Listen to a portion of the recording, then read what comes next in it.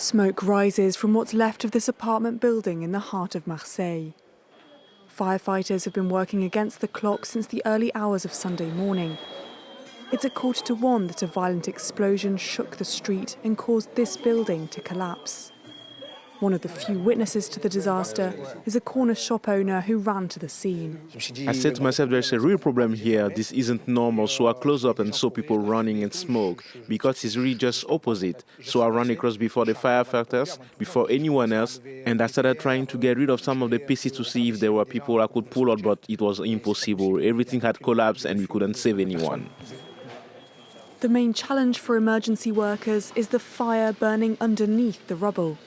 As long as it's not under control, rescue efforts are slow, as is the investigation into the cause of the tragedy. At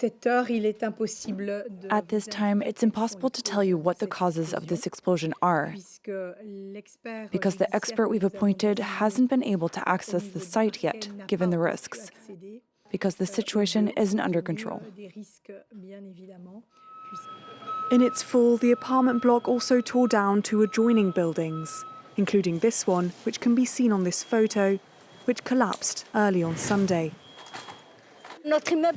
Our building moved like this. It moved. We were scared. We thought it was an earthquake.